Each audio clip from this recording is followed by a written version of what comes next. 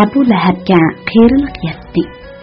Ças saqallari oqirib, burunqi irg'aydek bejirim qomati lassida egilgan edi. U tala tuzga ko'p chiqmaydi. Bütün kunlarini taat ibodat bilan uyda o'tkazatdi. Doktorni uyga taklif qilib davolatdi. Bugun Akbar Abu Lahabni alayda yo'qlab keldi. U kirganda Abu Lahab shipanliq ozodi ayvonda gazet o'qib o'tirardi. "Kel balam," dedi buvay ko'zidagi yuqori gradusliq aynigini elib. "Yo'qab ketding-ku. Dadangdan xabar bormi?" Abu Lahab shu gaplarni qilib etib, yumshoq yipak yog'liq bilan yashang'irab qolgan ko'zlarini surtdi va badanni ruslab, yeniga qirlab qo'yilgan yostiqqa yo'landi. "Dadamdan yaqinda xat keldi, o'zlariga salom aytibdi," dedi Akbar buvayga yaqin o'tirib. "Eli beri keladigandak emas, Qohiraga ko'nib qolgan o'xshaydi. Enim Yelimsha maktabda o'qib etibdi." "Bo'pti. Nada bo'lsa salomat bo'lsin. Qayrig'anda odamning ko'ngli nada xush bo'lsa, shu yerda tursa bo'laveradi. Qohira bo'ptan joy, havoliq, go'zal," dedi Abu Lahab va chunqur bir xursinib qo'shib qo'ydi. "Hozir menmi, dadangmi bu dunyoning mehmoni bo'lib qoldik." Akbarning oldiga dasturxon selindi. Yemek içmek meyve-çivi keltirildi. Şu arlıqda Haris'ni yetip geldi. Bir kuru çay içkenden keyin Haris Abu Lahabdan so'radi. "Dada, o'tgan degan gapni o'ylab baqdingmi? Akbarlar nima qilishini bilmay, bak betaqat bo'lib ketyapti." "Shundoq tog'a," dedi Akbarmi uning so'ziga ulabla. "Biz bundaq cheki yo'q, dakki-dukki turmushdan bakmi xunukib qoldik. Bizning ishlarimiz ya halol emas, ya haram emas. Tapma halol bo'lib ketyapti." Buvay bir pas ko'zini yumib, beshini sangiltib jimlada o'ltirdi. Keyin bir ish esiga kelgandek lappida beshini ko'tarib, "Men bu ishning tegi-taktini uqdim," dedi va ochiqlangandek beshini silkib so'zini davom qildi. "Gazetdagi heliqa maqola mush yerdagi bir necha qizil ko'z hasadxo'rlarning ishgan. Ular o'zlari atdigandan kashkichi chilim tortib, yostiq qirlab, quruq parang so'qib pul topolmay, Akbarga o'xshash jafo chekib, halol pul topganlarni ko'rib, ko'zlari qiziribdi. Ishi echib, ko'rolmay shahar ma'murlariga chiqibdi. Anlashimcha ular chatdan kelgan Buxoriylar bizning rizqimizni tortib oldi. Bozorlarimizni egilab, tijorat yo'limizni taraytibatdi. Bundaq ketaversa, Makkadagi arablar uzoqqa bormay gadoylashib ketdi. Chatdan kelgan Buxoriylar beyib, beshimizni yangoq chaqidi deb dadxo'liq aytib, ularning beshini aylantirib yetibdi. Shuning bilan ularmi bu ishga yengillik bilan qarab, heliqa maqolning al-bilatda e'lon qilinishiga qo'shilibdi. Bu ish hozir biroz murakkab bolalarim. Buningga kattaroq odamlardan birisi o'tirg'i chiqib gap qilmasa, shahar ma'muriyatidagilar hargizmi o'zi chiqib olgan o'gizdan o'zlari osonlik tushib bermaydi. Shuni deyman, Malik Faysalga arz qilish kerak, dedi Haris oldirab. "Meningcha bo'ladi. Bu arzni qilish kerak," dedi Abu Lahab va bir oz demini elib davom qildi. "Faysal dakmi yuqori martabalik podshoh. Bundoq odamlar fuqarolarga cho'qim shafqat va marhamat yo'lini tutadi. Oxiratning baxt saodati, dunyoning omon-esanligi shafqat va marhamatga bog'liq. Padişahlarning kishilarga qilgan shafqat belgilaridan biri xalqlarni o'ziga do'st tutganligi bo'ladi. Sizlar anlaganmi? Malik Faysal her cuma kuni shahardan chiqib, to'pliq yo'lda yalang'idoq minib, ochiq dalada 2 rakat sunnat namozni o'qib, ondan shaharga qaytadi ekan. Qaytish yo'lida oddiy fuqarolar bilan g'erib g'urbalar bilan ahvollashib, ularning dard ahvolini anglaydi ekan. Mushkulotlarni shu yerda hal qilib beradi ekan. Shunda katta podshoh turib, nima yalang'idoq mangadigandu? Hayron bo'lib so'radi Haris. Nima uchun bo'ladi? deb hayajon bilan tushuntirdi Abu Lahab. Vatan tuprog'ini azizlab shundoq qiladi ekan. Podshohlar fuqarolarga elga qancha ko'p mehr shafqat qilsa, Alloh taolo podshohga shuncha rahmat ko'z bilan qaraydi. Faysal podshoh haqiqatan Allohning nazari tushgan zot. Bu gaplardan Akbarning ko'ngli yo'rib ketdi. Uning qalbida Faysal podshohga nisbatan bir xil g'oyibona hurmat va ehtirom tuyg'usi uyg'ondi.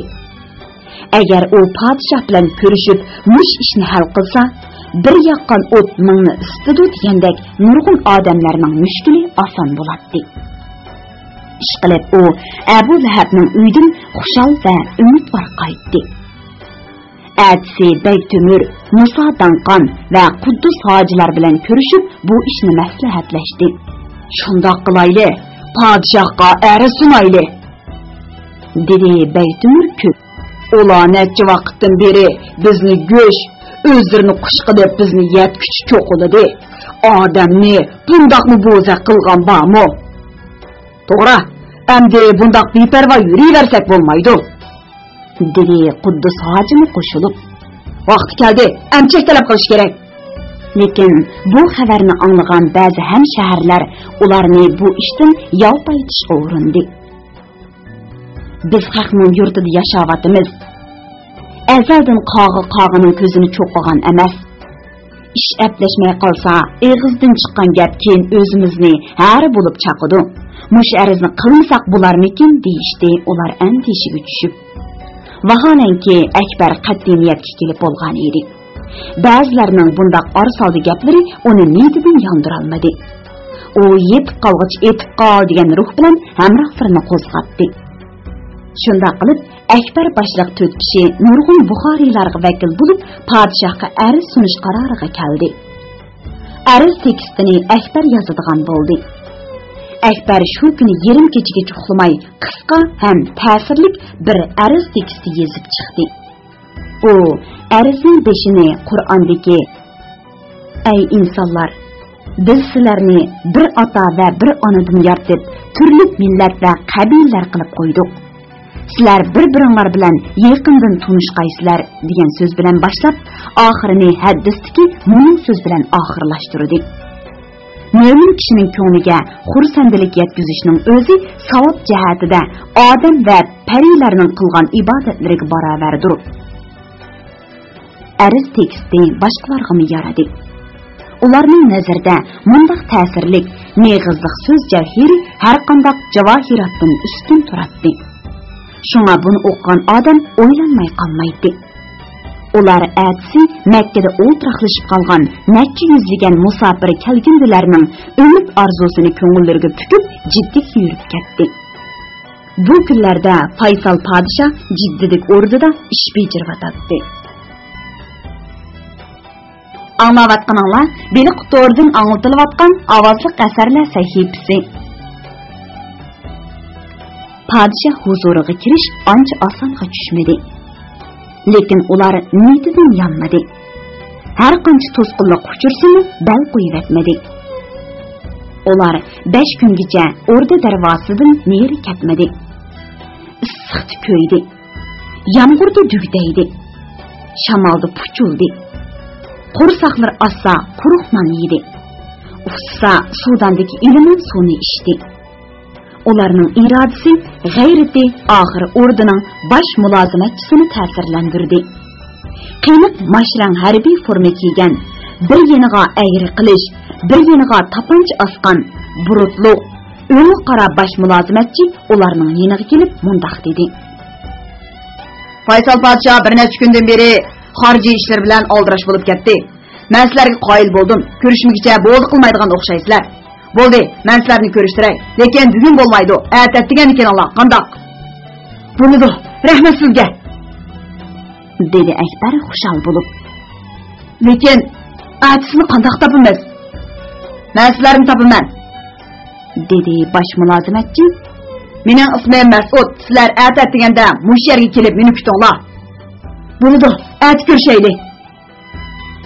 Akbarlar orada oldidan 5 kunlik hardiqini biraqli chiqargandek xushal va ruhli qaytdi. Jiddining Bab Makka deb ataladigan Makka darvozasining gendik saroyiga kelib, atki ko'rishning qandoq bo'ladiganligi to'g'risida neri berib paranglashib, kunini kash qildi. Atsi namoz bomdatdan yenib, nashtimi qilmay orada oldiga paypaslab kelishdi. Shahar textulu uyg'onmagan edi. Atrof jimjit, hamma narsa xomush ko'rinadi. Faqat chiroqlab yenib ketgan orda chiroqlari bilan atrofni aylanib yurgan soqchilarning mazmut oyoq ovozini bu jimjitlik bilan xomushlikni buzib turadi. Ular 2 soatdek kutdi. Bu 2 soat ularning hayotidagi eng uzoq, hayajonli va intizorlikqa to'lgan soatlar bo'ldi. Kun qizirib, atki shafaq hayvatlik orda tomlarini nurlantirgan chaqda Mas'ud ularning oldida paydo bo'ldi. "Yuringlar", dedi u akbarlarni boshlab. "Malik Faysal hozir keladi. Sizlar qubulxonada uning bilan ko'rishsizlar." Mas'ud ularni uzun bir koridordan o'tkazib, ozoda bir uyga boshlab kirdi. Bu chiroyli saramjonlashtirilgan zal edi. Yerga o't qashdak gilamlar selingan. Qizil, sariq, oq masht jiplar bilan chiroyli kashti tikilgan yumshoq divanlar tam bo'litib qo'yilgan edi. Bu yerda diplomat sumkalarini ko'tarib olgan bir necha chet elliklar, pozur kiyinib olgan boy savdogarlar va chiroyidan dardmanlik chiqib turgan shahar fuqarolari podshoh bilan ko'rishish uchun saqlab turadi. Uzoq o'tmay Mas'ud paypetak bo'lib qoldi. Uning jiddiy va hayajonli harakatlaridan podshohning zalga kirib atganligini ko'rib, Dilqut xazinasi. Ras. Minut o'tmay zalga egiz bo'yliq, qizil ko'z, dastlik bir kishi kirib keldi. Uning ustidagi kashtalangan zarbab purkanja qo'l va putlarini yo'gab, orqasidan so'rilib turadi. Beshidagi qora eqol bilan bostirib olgan shaptol chechki ranglik chaqmoq ro'mili gadiniga tushib turadi. Uning orqasidan kotib, qo'g'dug'uchi degandek bir necha odamlar adab bilan agishib kelyotdi. Akbarlarning baxit va baxtsizlik, umid va umidsizlik, xushallik va qo'rqinch tuyg'ulari bilan kutgan minutlari oxiri yetib keldi. Akbar qo'lidagi arzni siqimlab hayajondan dengichga tushib, podshoh Faysalining qomatlik dastiga qarag'anicha surpis turib qoldi. Dal shu chaqda podshoh ularning uduliga keldi va ularning taq turqidan qiziqdek bir narsani ko'rgandek bir necha daqiqa ularga sinchilab qarab, orqadan turkcha ochiq va ravon til bilan "Yaxshimisizlar?" dedi. Akbarning vujudi shurrida ergandek suyunib ketdi va podshohning ko'zlaridagi o'tkir nur bilan chiroyidagi iliq tabassumni ko'rib, baya o'zini yo'qotib qo'ygan yiqish, aylanish tuyg'ularidan qutuldi. Agar Akbar shu chaqda podshohning orqasida turgan Mas'udning darhol arzingni ber degandek imo ishoratini ko'rmagan bo'lsa, orom kelgan fursatni hang vaqtliq bilan yana o'tkazib o'tgan bo'ladi. Har holda Mas'ud harbiyga xos sezgirlik bilan yaxshi qildi. Akbar uning ishoratini ko'ribla qo'lidagi arzni sundi va arabcha nihoyat chiroyli qilib: "Janobiy oliylarga fiqr miskinlarning ozroq arzi bor edi", deb beshini tuvan aytdi. Faysal podshoh Akbarning qo'lidagi arzni oldi va so'l qo'lining ko'rsatkich barmoqi orasiga qistirdi. Uning qo'li yo'g'on, panjisi keng, barmoqlari uzun edi. Shu hamon boshqa arz dardi barlarmi uningga yepishdi va ikki qo'llab arzlarini sundi. Podshoh ularning arzini so'l qo'lining barmoqlari orasiga rad-reti bilan qistirdi va hammaylar bilan qizg'in, muloyim salomlashib bo'lib, zalning udul tarafidagi eshik bilan ishxonasiga kirib ketdi. ishxonaning zalga qaragan eshigi qiya ochiq edi. U yerdan podshohning harakatlarini ochiq ko'rgili bo'ladi. Faysal podshoh telefon va har xil hujjat materiallar ratli qo'yilgan Livanning esil shamshat yog'chidan yasilib, ustiga yeshil muvut qoplangan kang ustalning oldiga kelib o'tirdi. Uning yanidagi to'g'ri qo'yilgan ustalda katibning o'rni bor edi. Podshoh o'rniga o'tirib, birinchi bo'lib Akbar bergan arizni barmoq orasidan elib o'qidi. Ariz tugigicha uning qo'shimlari turilib, ko'zidan bir xil sovuq nur chaqnagandek bo'ldi. Podshoh nihoyat tezlik bilan arizning ustiga bir narsalarni yozdi va arizni kotibga berib etib, uningga bir narsalarni dedi. "Inshaalloh, talablaringlar hal bo'lgan bo'ldi", dedi ishning yanada turgan Mas'ud Akbarga pichirlab. "Endi bir necha kun kutib turinglar. Xudo buyursa, yaxshi xabarlar bo'ladi." "Buni siz qanday bilasiz?" so'radi Akbar bir oz taajjublanib. "Podshoh texi bir narsa demadi-ku. Men uning chiroyi bilan harakatini bildim", dedi Mas'ud ishonch bilan. "Sening arzingni o'qib etib, uni qo'shimiz turildi. Bir narsaga ochiq keldi. Ondan keyin arzning ustiga tasdiq yozdi. Malik Faysal odatda arzlarning ustiga bir narsa yozmaydi. Faqat jiddiy ahvol bo'lsa ondan yozadi. Xudoga shukr", deb yenik bir o'q tortdi Akbar. "Bu ishda sizga ko'p rahmat Mas'ud. Sizning yordamingiz bo'lmagan bo'lsa, podshoh bilan ko'rishimiz ba'zi mushkul edi." "Uncha emas", dedi Mas'ud tushuncha berib. "O'rdada ko'rishamizlar, hamon bir kuni sirtda ko'rishatdinglar. Malik Faysal har juma kuni jamoat bilan belli bo'ladi. Boshqa kunlarda mo vaqti bo'lsa, bozor rasmlarni piyoda orlaydi. Mundaqdan", dedi Akbar texmi ta'sirlanib. "Yaxshi podshohlar Xudoning soyisi", deb to'g'ri aytibdi ekan. Bu kishi turkchini yaxshi so'zlaydi ekan. Nima degangan bo'lg'iydi? "Tek bilmamsiz, uni cho'ng ayol turib", dedi Mas'ud. Akbar Mas'ud bilan ana shundoq paranglashib minib, o'rda eshik oldiga kelganda xo'shlashdi. Bugun 4 vakilning omadi o'ngdan keldi. Ular podshoh bilan yuz so'rani ko'rishdi. O'z qo'llari bilan arizni berdi. Texi podshohning nazariga tushib, uning bilan so'zlashdi. Bundaq omad, sharaf uchirg'anli kishiga nisb bo'lavermaydi. Podshoh Faysal o'zining yaxshi fazilati, adli adolati va himmat shafoati bilan ularning qalbidan cho'nqur o'rin oldi. Ularning nazarida bundaq yaxshi sifat va yaxshi fazilatli podshohlarning qo'lida davlat tez ro'naq topadi. Xalq gullab yashnaydi. Jamiyat xotirjam va obod bo'ladi. Podshohlik ustidanmi uzoq zaman baxtiyorlik davom qiladi. Ular tushgacha ana shunda xushallik va hayajon ilkida Jidda bozorlarini aylandi. Hozir Jidda zamonaviy qurilishga yurish qilib, nihoyat tez o'zgarib uy imoratlari ko'rkam va ozod edi. Yo'llar kang tasha bo'lib, har xil tipdagi mashinalar g'o'yillab o'tishib turardi. Cho'ng-cho'ng savdo saroylarida Yevropa va Amerikaning mollari to'lib ketgan edi. Akbarning ko'zlari olachakman bo'lib ketdi.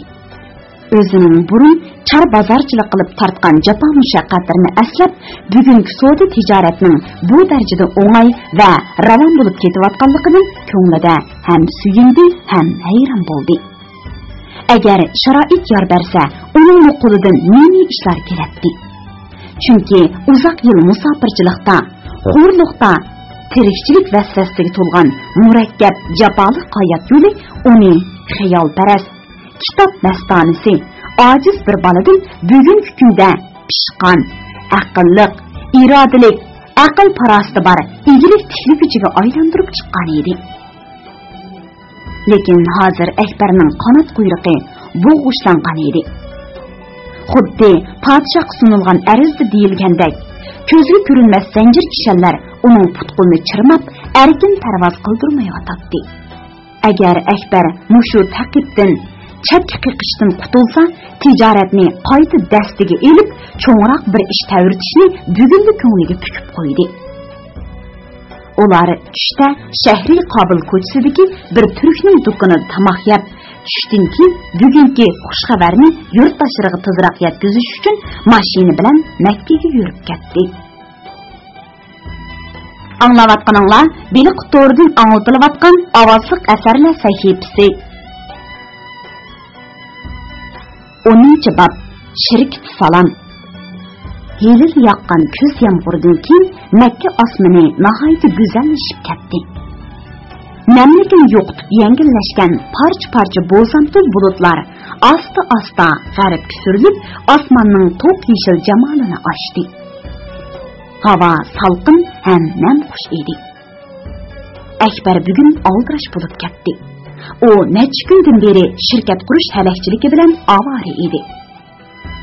Akbar o'tganda Faysal podshohning huzuridan chiqib, 3 kunga qolmay rastilla xush xabar angladi. Podshohning gaplari bir necha gazetlarda naql keltirilib, maqola bo'lib chiqdi. Uning ichida bu so'zlar Akbarning yuragiga naqsh bo'lib o'rnab qoldi. Dunyoda yashash har bir inson uchun barhaqdir. Dinimiz insonning bu haqqiga tajovuz qilishni butun insonlarga tajovuz deb hisoblaydi. Har qanday odam hurdir. Hurriyat huquqiga egadir. Tili, irqi qanday bo'lishidan qat'iy nazar hech kimning hurriyatiga daxl qilishga bo'lmaydi. Ularning nijotlik tepish haqqi bor. Har qanday odam halol va haqqoniy yo'llar bilan mulk to'plash huquqiga ega. İnsanlarning bu haqlariga qarshi chiqish dinda cho'ng jinoyatdir. Boshqalarni xor ko'rish, ahmoq qilish, bo'zak etish, hasad qilish qatorliq ishlarni dinimiz qat'iy cheklagan. Bularni eng asli xuy deb hisoblagan. Suyimli payg'ambarimiz insonlarning haq vazifalarini bunu dastur orqali bayon qilgan. O'zing uchun istaganingni boshqalar uchun ista. O'z nafsing uchun istamaganingni boshqalar uchun istama. Mana shu kundan boshlab hamma ish ostin-ustin bo'lib ketdi. Akbarni va uning yurtdoshlari bo'lgan barliq Buxoriylarni chirmab turgan ko'zga ko'rinmas zanjir kishanlar pochoq-pochoq uzilib, ular erkin nafas oldi.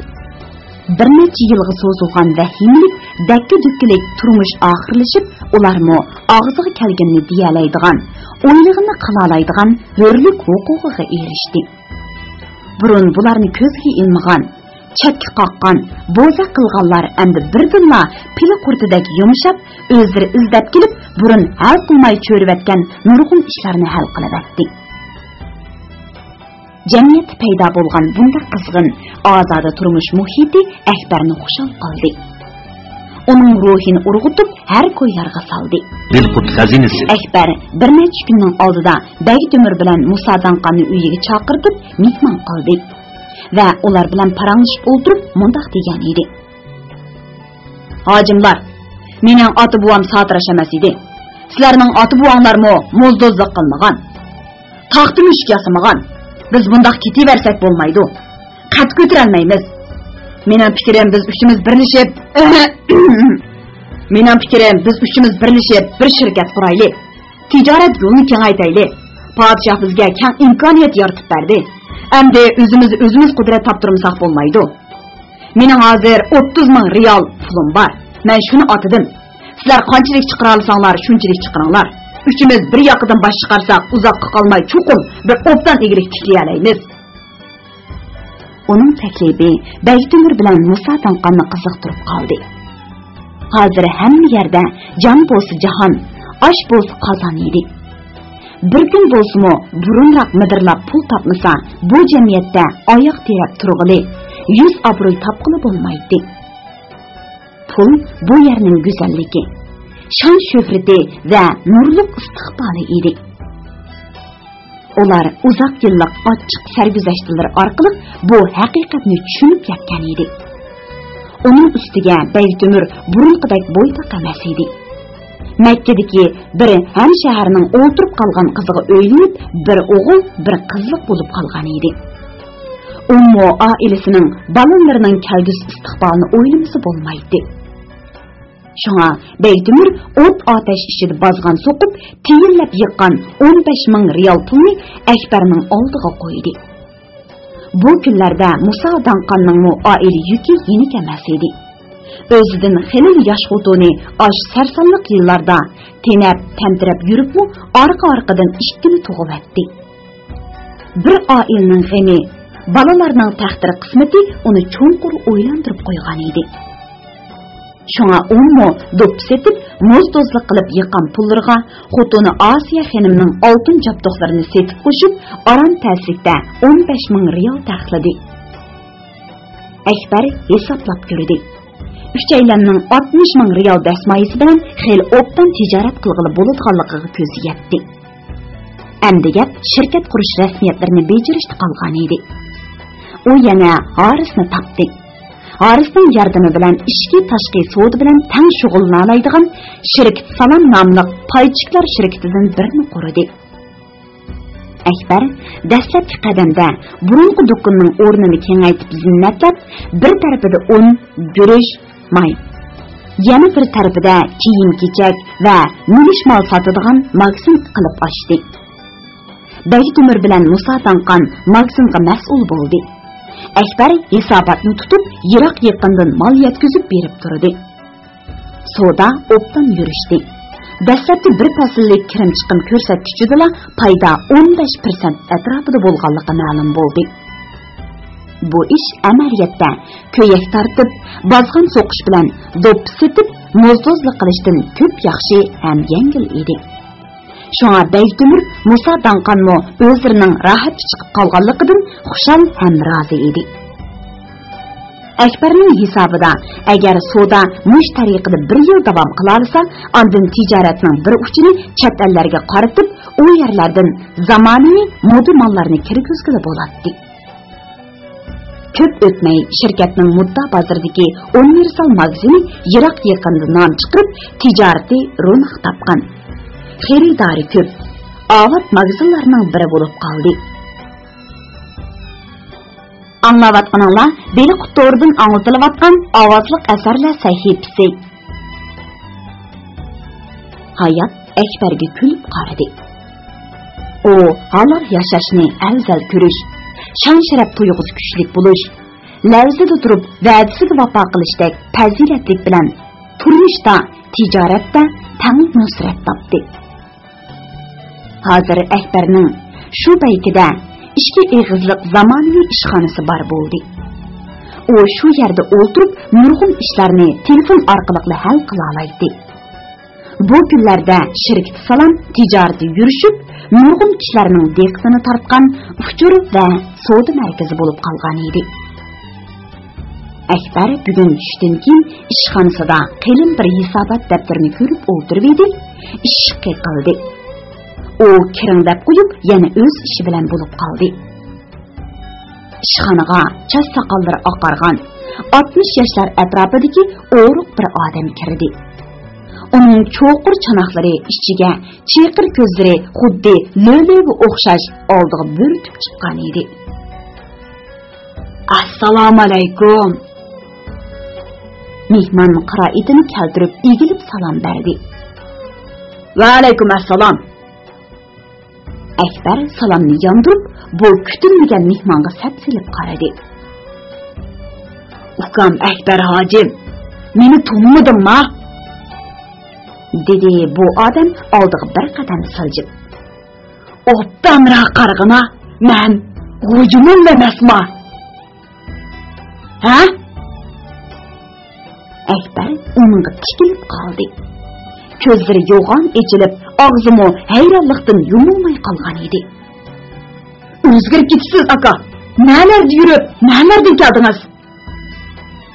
Akbar uni sopaga taklif qildi. Choy damlab oldiga qo'ydi. G'o'jimolla qand choydan bir ishga o'tlab, uni kichiktinib qo'yib, mundoq dedi. Ukam, hammamiz o'zgardik.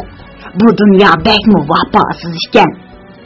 Men mintigi davonda yuz bergan eliq sharmanda ishdan keyin sizlar bilan billa hajga kelishga pulni olmay, Karachinda Hindistonga o'tib ketgan edim. Bombayda bir boyga yollanib ishladim. Lekin u osmonga qarasam, men vaqti Yerga qarasam yer baqdi deb beshimga oz kun salmadi. Agar mendan boshqa odamning beshiga men ko'rgan kunlar keladigan bo'lsa, dard alamdan uchini qo'shib chechib etgan bo'ladi. Elimo Xudoga shukr, tuproqning ustida midirlab, ishimda ro'zi tutib, teshimda et o'ynab yuryapman. Yanıla at ko'rgan, onu ko'rgan tunishlar az qotadi ekan. Sizlarni panoh tortib bu yerga keldim. G'o'jamulla odamning ichi og'rig'idek shumshiyib, ko'z yeshi qildi. Cho'nqur chanoqlari ichidan domlab chiqqan yosh, ijir-mijir qo'riq bosgan yog'och yuzdan eqib, soqollari orasiga singib ketdi. U yeshini ko'nglining yengi bilan surtib, cho'nqur bir xursinib qo'ydi. G'o'jamullaning aytganlari rostmi, yolg'onmi, buni hozir hech kim bilmaydi. Kishilarning biladiğini uning xuddi tuxumga o'xshash domlaydigan, ammo yiqilmaydigan odamnikini edi. G'o'jamullaning nurg'un yerlarga berib, jahon kezganligi rost. Beshidan nurg'un qismatlarni o'tkazganligi rost. Lekin zodi nelarga berib, nada turdi, nima kunlarni ko'rdi, buni faqat bir o'zi va bir Alloh biladi xolos. Rost, dadang Otxonning ahvoli qanday uka? So'radi G'o'jamulla bir narsani bilmoqchi bo'lganda qiyofatda. Chunki u Otxonning Ravalpidinda qo'lga elingandan keyingi ahvolini haqiqatan bilmaydi. Dadam yaxshi, hozir Qohirada turibdi, dedi Akbar. Qohirada? G'o'jamullaning chiroyidan ham hayronlik, ham xushallik alomatlari tangli namoyon bo'ldi. Dadam u yerda nima ish qiladi? Shu yerda bola chaqasi bilan daqam to'ytibdi, dedi Akbar va dadasining ahvolini G'o'jamullaga qisqacha so'zlab berdi. Xudoyim dadangning umriga barakat bersin, rizqini ziyoda qilsin, dedi G'o'jamulla va ko'nglida Otxonning bu yerda yo'qligidan baxtli xushal bo'ldi. Nima uchundir uning bilan yuzlashib qolsa bo'lmaydigan bir xil andishlik tuyg'u uzoqdan beri G'o'jamullani vahimaga solib kelgan edi. Lekin hozir bunday vahimaning behuda ekanligini ochiq his qildi. Agar o'z vaqtida Ravalpindida bo'lgan sirli ishlar oshkoralanib qolgan bo'lsa, buningdan Akbarni xabar topmay qolmaydi. Agar xabar topgan bo'lsa, bugun G'o'jamullaga bunday qizg'in ham samimiy muomala qilmagan bo'lardi. Allohning sir hikmatlariga ming shukri. Alloh paxt ichida o't saqlayman desa, saqlaydi. G'o'jamulla azaldan ashundoq talaylik rizqi kang yaratilgan. Shu xiyollarni ko'nglidan o'tkazgan G'o'jamulla asli tabiati bo'yicha kerilib, sapadi boshqidan gidib o'ltirdi. Amdi qanday qilay deysiz aka? So'radi Akbar boya jiringlagan telefonni qabul qilib bo'lgandan keyin. Bu yilqi haj tavab vaqti kelguncha mush yerda turamsiz? Albatta afkam. Hajga turmasam bo'lmaydi, dedi G'o'jamulla yelingandek talaffuzda. Lekin shungacha biror yerda ishlab turmasam menga ta's bo'ladi. Nima ishlarsiz? Akbar qiyin bir ishga duch kelgandek beshini tatalab qo'ydi. Akbar G'o'jamullani ancha yaxshi ko'rmaydi. Bo'libmi safar ustida yuz bergan osh ishdan keyin G'o'jamulla uning ko'ziga noinsof, osh ko'z, shum angiz bir odam siyoqida ko'rinib ketgan edi. Keyin uning Ravalpindida tuyuqsiz yo'qolib ketishi, dadasining tuyuqsiz turmaga kirib kelish qatorliq ishlarni uning go'dak qalbida sirli gumonlarni paydo qilgan edi. Lekin u dadasining gumon imonni qochirdi degan aqidasi bo'yicha bu ishlarni G'o'jamullaning ustiga ortishga jur'at qilolmagan edi. Mana endi shuncha yillardan keyin bu odam tuyuqsiz Akbarning oldida yana paydo bo'ldi. Yani kelib uningdan shafaat tilayotdi. Qanday qilish kerak? Yani kelib odam bolasining beshiga kun tushganda mehr shafqat qo'lni sunmaslik odamning ishi emas. Uning yig'isini, bechora qiyofatini ko'rib turib, bir chat qo'l qo'shtirib turish yaxshi ishmi? Uning üstüge bu adammo nurgun jahan körgen. Turmuşning açıq çüçkini tetipdi. Balkim burnuq suv kelgendi.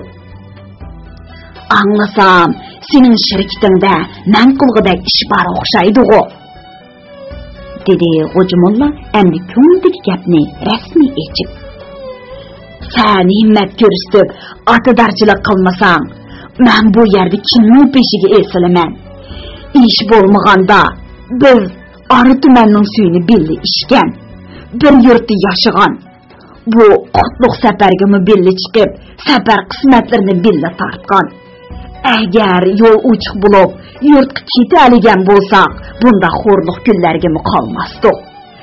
Dadam biladi, men kichikimdan tijorat bilan shug'ullanib, savdo-sotiqning ipini o'rgangan. Nima ish qil desang, men shunga tayyor. Lekin aka, Akbar tanqisliqda qoldi. Bizning shirkat yeni qurilgan. Uncha ko'p odamga o'rin yo'q. O'zimizmo yetishib ketyapsak. Ammo Hoca Mollamo bo'sh kelmadi. Yelinib, yolvurib, xuddi taqimiqda qadilib turib, oxiri Akbarni ko'ndirdi. Akbar azaldan boshqalarga ko'yinatdi. Boshqalarga oson ishonatdi. Oson maftun bo'ladi. Bu uning tabiatidagi mangu o'zgartirib bo'lmaydigan bir xil poklik, shundaqla bir xil ojizlik edi.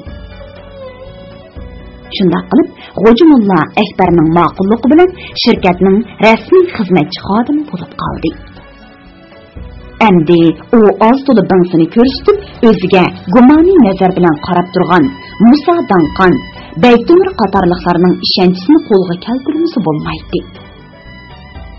Har xil qazonlarda qaynab, jon beqishning abjil usullarini o'rganib olgan bu zerak, todan qeri, og'zi yumshoqlik, oyig'i chaqqonlik, xom qaymoqdek yumshoqligi bilan nihoyat tezla kishilarning ishonch va hurmatiga erishib oldi. U endi shirkatning ishlarida yangi uchurlarni yetkazadigan, har xil savdo takliflarini bera oladigan tashabbuskor o'ringa chiqqan edi. Bir kuni Hoca Molla Akbarga mundaq bir taklifni berdi. Arabiston intayin issiq qurg'oq yer. Havo klimati kishilarning terisini oson buzadi. Qachon qarasa bu yerdagi odamlarning lavlarini gaz bog'lab, yuz ko'zlaridan postak o'rlab turadi. Meningcha biz chet eldan oz to'la vazn kirgizib, vazn savdosi bilan shug'ullanib baqsak. Qani, dedi Akbar toza qiziqmaganda qiyofatda. O'ylashib baqayli. Lekin Akbar shu kundan boshlab atrofidagi kishilarga diqqat qilishga boshladi. Diqqat qilgan sari ko'nglida Hoca Mollaning fikri o'rinliqdek bilindi. Chunki quruq issiq havo kishilarning terisini o'xshashmagan darajada buzgan edi. Hatto qizlarning yuz terilarimi yirik, chavurgan, qo'llarining dumbiz qariyib, tilim yerilib ketgan edi. Akbar bir necha kunni ana shundoq kuzatish va o'ylash bilan o'tkazdi. Amaliyat Hoca Mollaning taklifining o'rinli ekanligini isbotladi. U qoyil bo'ldi va 3 kundan keyin echilgan bir yig'inda xushallik bilan mundaq dedi. Men Hoca Molla akamning taklifiga qo'shildim. Bu bir ijodiy taklif bo'ldi. Men uning shirkatimizni yangi savdo uchuri bilan ta'min etganligiga rahmat aytaman. Biz darhol vazn savdosiga tutish qilaylik. Men Jiddada turishliq bir Italiya shirkati bilan aloqalashib qo'ydim. Bu savdo to'xtamini Hoca Molla akam o'zi bejirsin. Hoca Molla hech kimga sezdirmay bir kerilib oldi. Bundaq maqtash uning shirkatda asta bosh ko'tarib chiqayotganligidan derak beradi. Bu qatimqi vazn savdosini o'ziga ishonib topshirganligimi uni yana bir qatim o'zini ko'rsatishning saltanat sahnasiga yo'lab chiqarganligi edi. Hoca Molla ertasiga Jiddaga keldi. Akbar bergan adres bo'yicha Italiya shirkatini osonla topdi. Ular bilan Hindistonda o'rganib olgan ingliz tilida chalib-puchuq so'zlashib yurib, 100 yashik vazn zakaz qildi. Va 8000 riyal zakolat puli topshirib, shirkatga vakolatan savdo to'xtamiga imzo qo'ydi.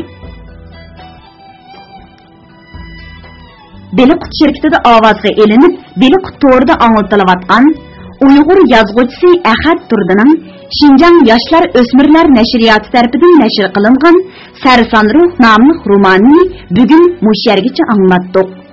Davomini atigi anglatishimizda davomli anglatamiz. Bu roman Şinjandagi har qaysi Xinhua kitobxonalarida sotiladi. Do'stlarning bu romanni setib olib saqlab qo'yishini alohida tavsiya qilamiz.